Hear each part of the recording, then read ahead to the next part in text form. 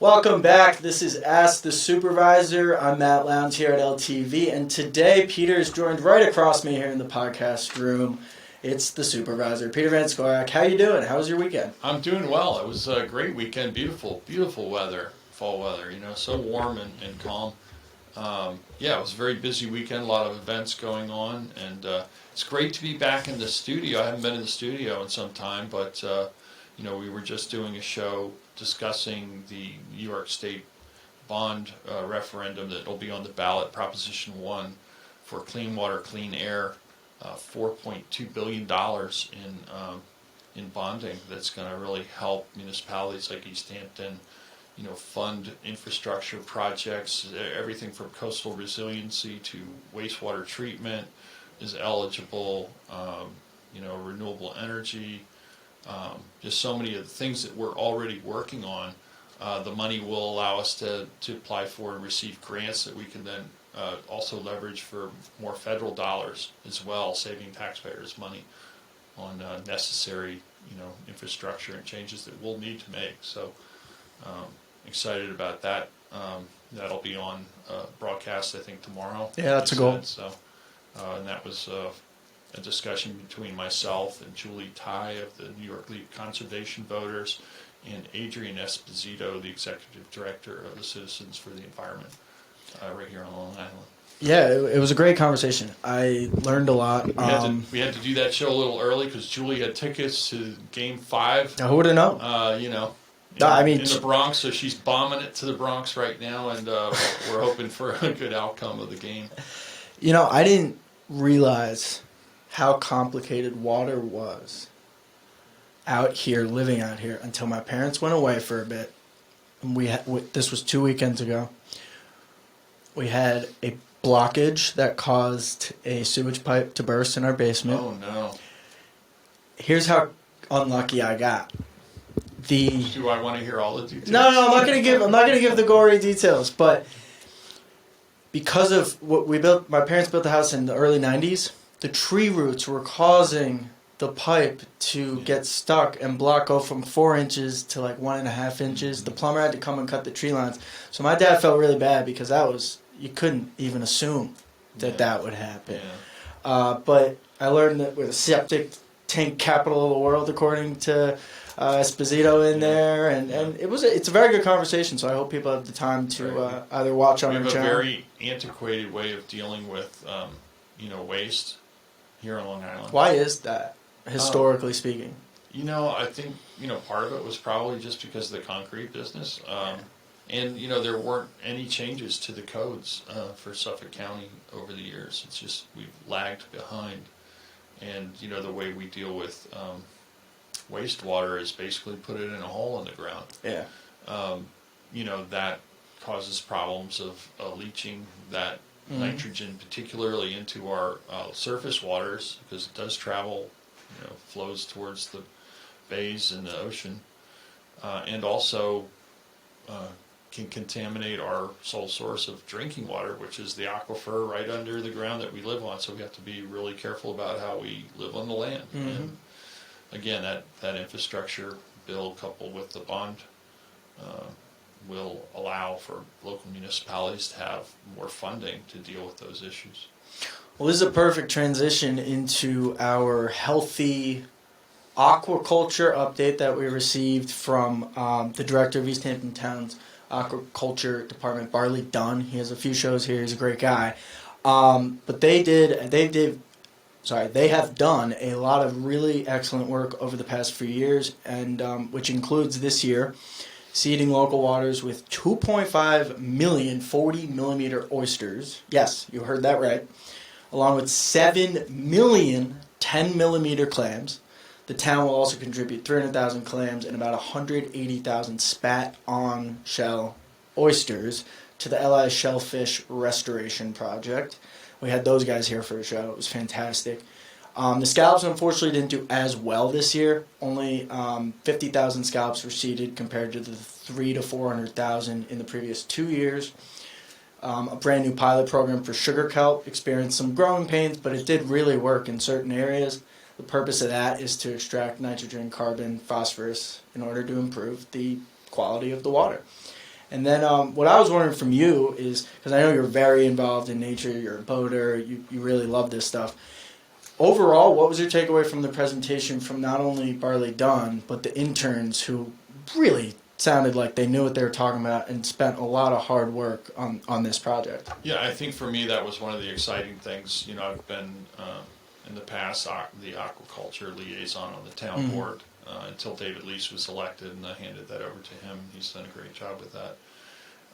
But it was exciting to see local, high school students getting involved with environmental studies and applying what they're learning to real life in the field.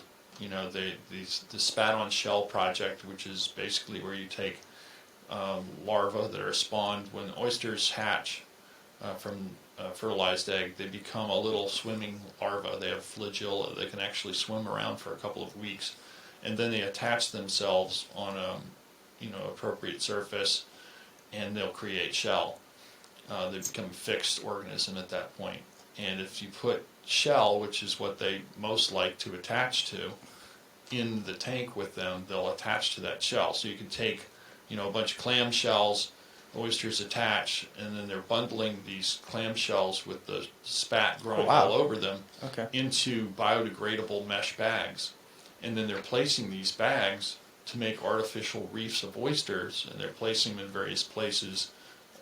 In this particular instance, inside Accabonac Harbor, in areas where there's hard bottom, where the shoreline is prone to erosion.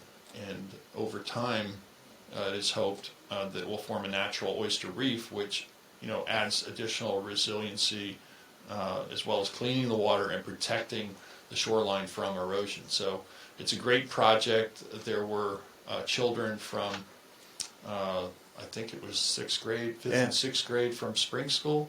Yeah, I who think came so. out to Accabonac Harbor for that and got involved. The aquaculture department has been spawning and releasing clams, oysters, and scallops in our waters, I think since the mid-'80s, and in response to the brown tide, which wiped out shellfish all over, Long Island.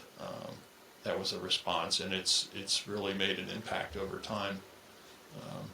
We have an oyster gardening program where residents can sign up. We started out with 15 a few years ago. We have well over 100 oyster gardeners now in 5 harbors and a waiting list. Yeah, I know people that do it. So, we start out with 1,000 seed oysters, and the seed oysters, when you get them, are little shelled creatures that are about the size of a BB or a little bit larger. And you grow them out to the size that they're being dispersed, which is 40 millimeters or about 1.5 inches in length. And you get to keep half of what you grow, and the other half is returned to the town to be seeded into local waters.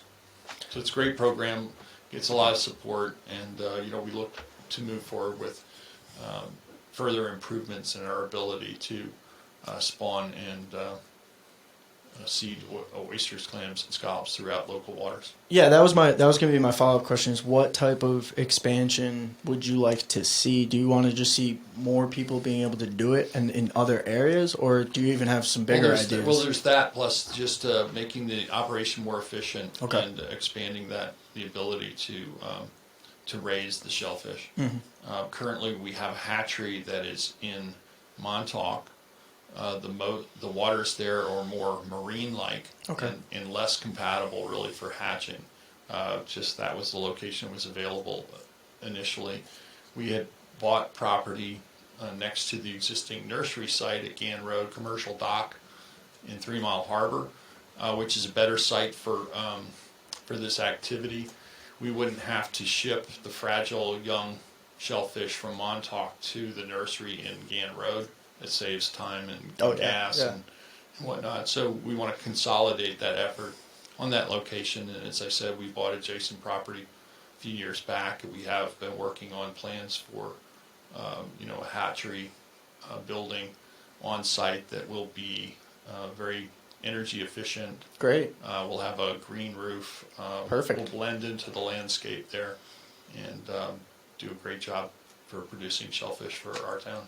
And where can anyone To find out more information about these programs that there's now a waiting list for, where can people go? So you can go on the town website, ehamptonny.gov, type in the search bar aquaculture or oyster gardening, and that should take you to the link, or you can call the aquaculture department. Perfect. And before we get into some negative related things towards what we just talked about, aquaculture, let's talk about the annual clamshell contest that you attended and you sung at. I saw it with my own eyes. You saw it, okay. And you heard it.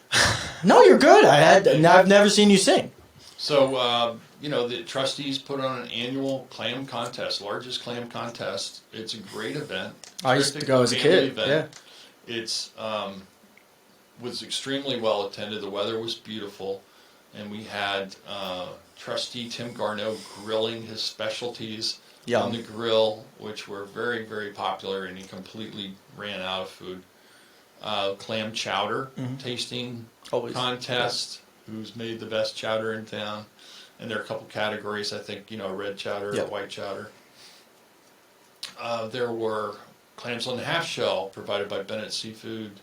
There were other, I think, dessert type things there as well. We had the New York Times food columnist, who's one of the judges on the chowder this year. Awesome.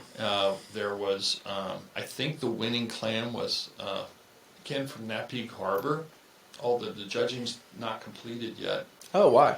2.7 pounds was the size of the clam, which is, bigger than a softball, I think, in some dimensions. We had a lot of rain leading up to the contest. Okay. So much rain that the DEC closed shellfishing waters. Wow. Which happens if you get a lot of runoff. Mm-hmm. The waters become uncertified, and they don't let you clam. Okay. So, 3 Mile Harbor was off limits. I see. Some of the other harbors, maybe Accabonac was off. I can't remember exactly the list. Napeague was still open, I believe. Now I gotta ask, did you win the boat? I don't know yet. They didn't. I thought that was your favorite part. It's one of them. The Classic Boat Society, which is right nearby the Marine Museum on Bluff Road. They build a boat every year and they raffle it off as a fundraiser. And so I always buy tickets. Haven't won yet. As you said in the meeting, your wife is always very thankful you don't win the boat. Yeah, I think she thinks I have enough boats, but I'm solving that problem because my son and I are building a classic sailing Sharpie right now. It's almost completed. Happy to share photos with everyone once we get there and have a launch party. Perfect. So looking forward to that. We're just weeks away. Now, while we're talking about clams and aquaculture and things that we eat, but also help the waters, as we just mentioned. Now, you had told me before in tomorrow's town board work session or meeting, you are going to be talking about poaching, because we've had some poaching issues, especially this past summer, that Marine Patrol was aware of, but it was hard for them as an understaffed group to really catch people in the act. Can you just give a little background on the situation and what you'll be talking about tomorrow? So it appears that there was an organized effort, poaching ring, primarily of blue claw crabs in Georgia Pond this past summer. We did, have some citations issued, people were caught, and it persisted. And in reviewing what the fines are, we don't believe that they're high enough to be a deterrent from this activity.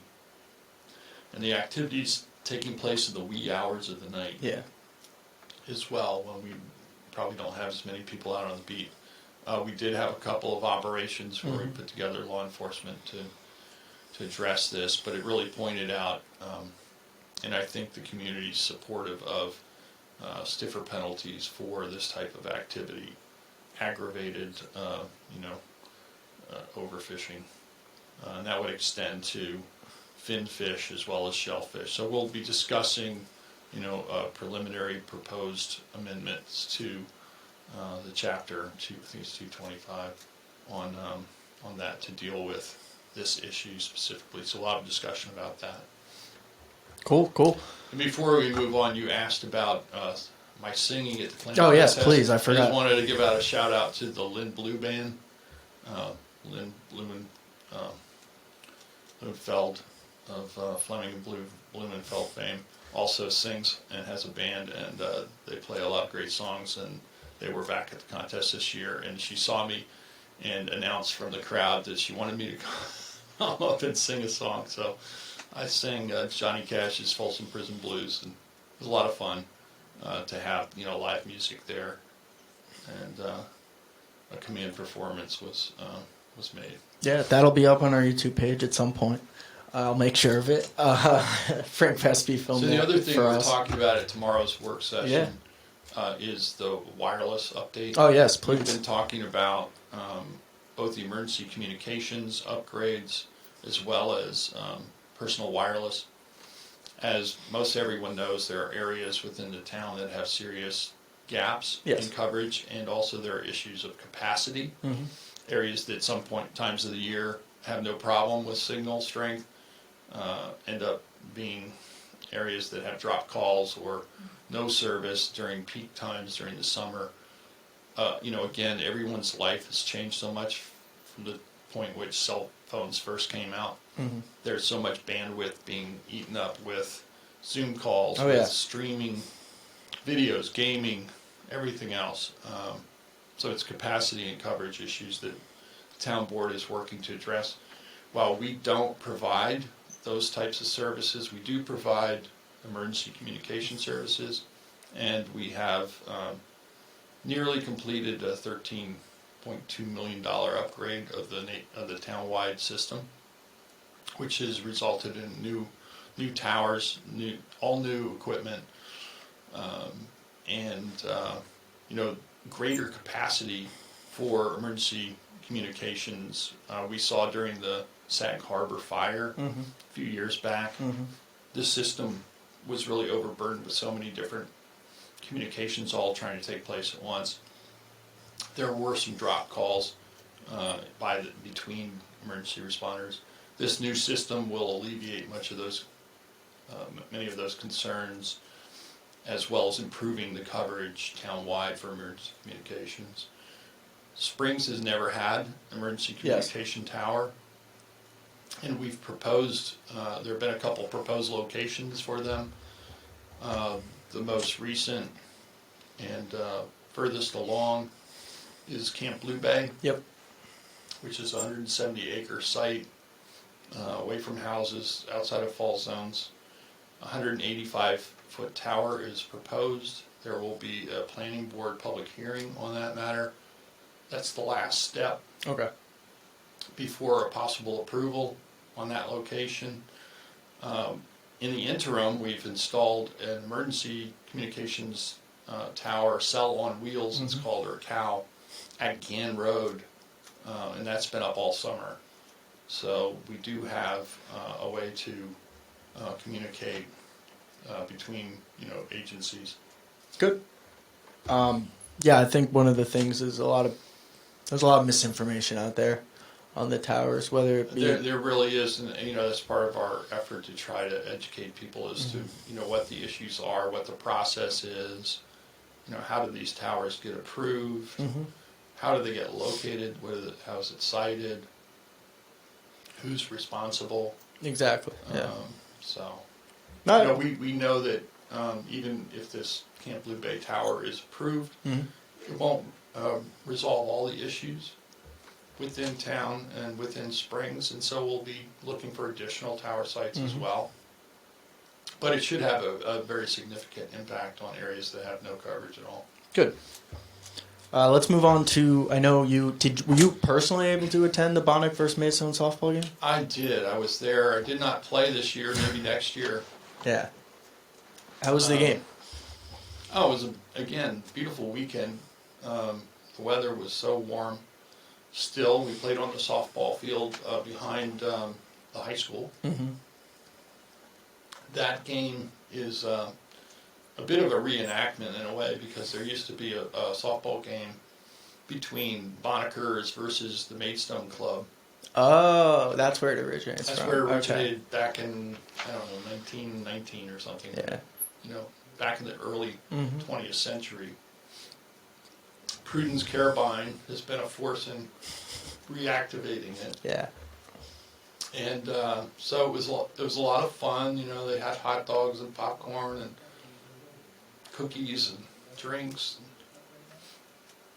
They had you know, staff members from Maidstone and playing, you know, local Bonnickers, and it was just a lot of fun. Bonnickers, tough team to beat. Bonnickers.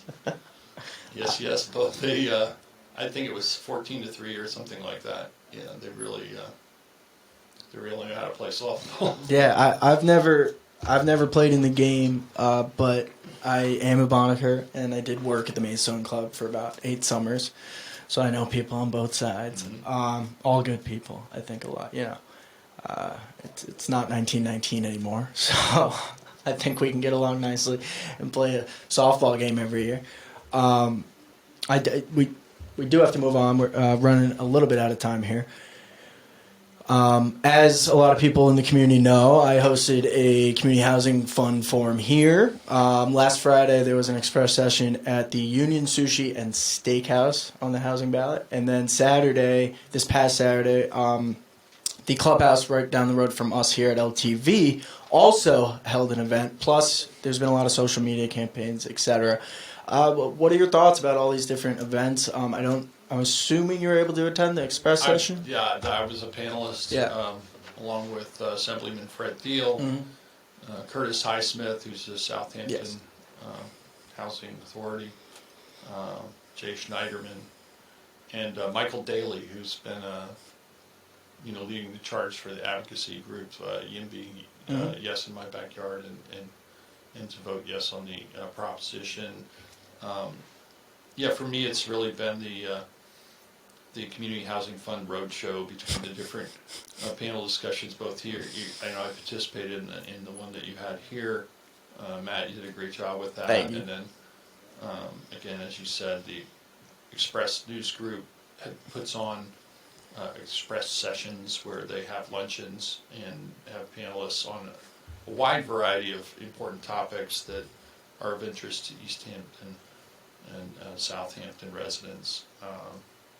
So we thank them for that opportunity too, to get out information about what the Community Housing Fund is. Mm-hmm.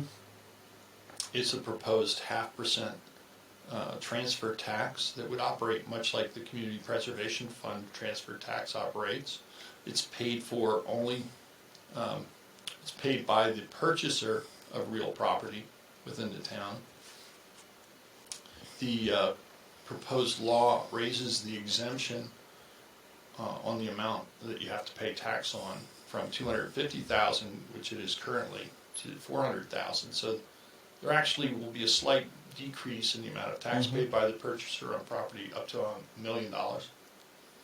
Yeah, I ran into someone who saw the program on LTV, or they saw something, and they asked me a question that I didn't really have an answer for.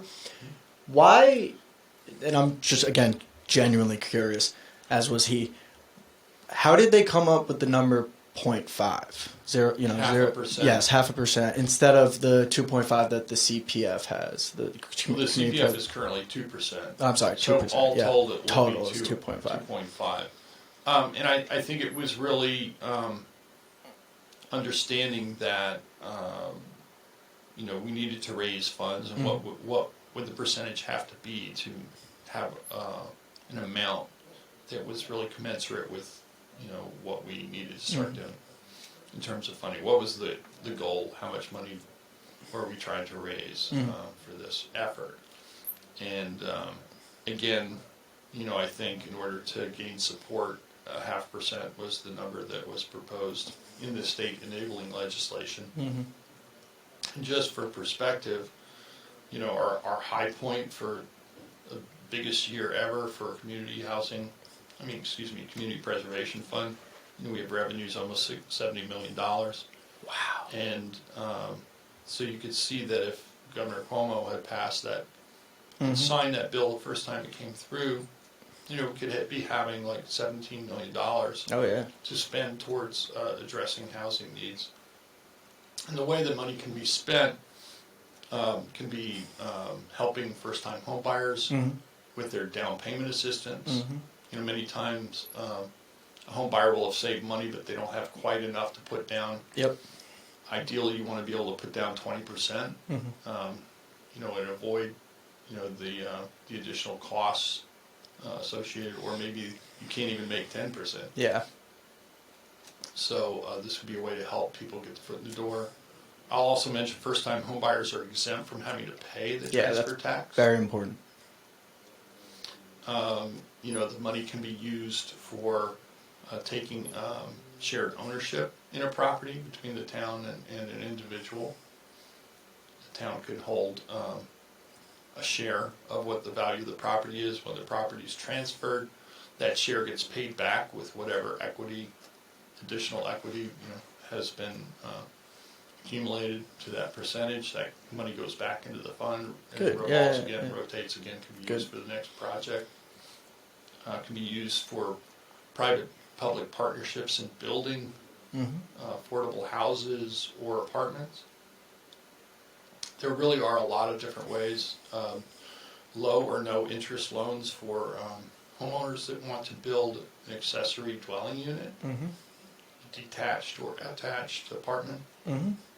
So these are all ways that we can help stem the crisis that we're facing in terms of housing, which really impacts everyone, whether it's the business owners who can't find, folks to work, can't hire and retain staff. We have that problem across the board. The hospital Yep. has openings, municipal offices have some openings, school district, teachers. Can't find bus drivers. It's a problem all over, and the root of it is it's too expensive to live here Mm-hmm. for most working people, which also means that the highway in and out of town is clogged up every day with those who come from outside to provide the necessary services to our community members. And in terms of necessary services, emergency services are provided primarily by volunteer fire departments and EMS Mhm. corps. And, they're having more trouble recruiting too, and may lead to the need for paid services. But where are those folks going to live? Exactly. So, We are running out of time. I just want to make sure and clarify. It's Prop 3 on the back of the ballot. correct. Is the housing. Yes. Okay. Prop 1 on the back of the ballot is the Clean Water, Clean Air Fund, New York State bond. Do we know what Prop 2 is? I don't know what Prop Me 2 is neither. off the top of my head, and to be honest with you, I tried searching the internet and couldn't find it today. But that'll all be published Yes. ahead of the voting starting. So Well, Peter, that was another great show of Ask the Supervisor. It was great seeing you in person. Any last thoughts? it is great to be back here in person. I really appreciate all that LTV does here at your studios and throughout the town, filming events. I know you guys were going around at the Clam contest, interviewing people about the event. And, as I've looked through the archives over the years, it really gives a unique perspective on our town and, how we've changed and how things are the same. When you hear townspeople talking about whatever event or whatever else is on their mind, and it's just a window into our lives and part of the fabric of our community. So just want to give an additional shout out to LTV for, helping us preserve that and disseminate information that's critical to people making informed decisions. Thank you very much on behalf of everyone that works at LTV. Thank you. Pleasure. As you know, we're in the podcast room, which is also our archive room, and the East Hampton Library is coordinating with Jeannie Henderson, who helps us volunteers out here at LTV, and they're trying to digitize everything we have left. So it's very important work. It is, and Jeannie's done a terrific job, and for 6 years I was the liaison to LTV on the town board. I think it was at least 6 years, And so, I know about that effort to digitize and preserve, the archives. The archives is over 25,000, I think, tapes that you guys have of, again, different historic events throughout town, accounts of major storms, and you have it, you name it, it's there. It's amazing. Well, for Supervisor Van Scoyoc, I'm Matt Lownes. I hope everyone has a wonderful night, and thank you for watching. Stay safe and be well, everyone.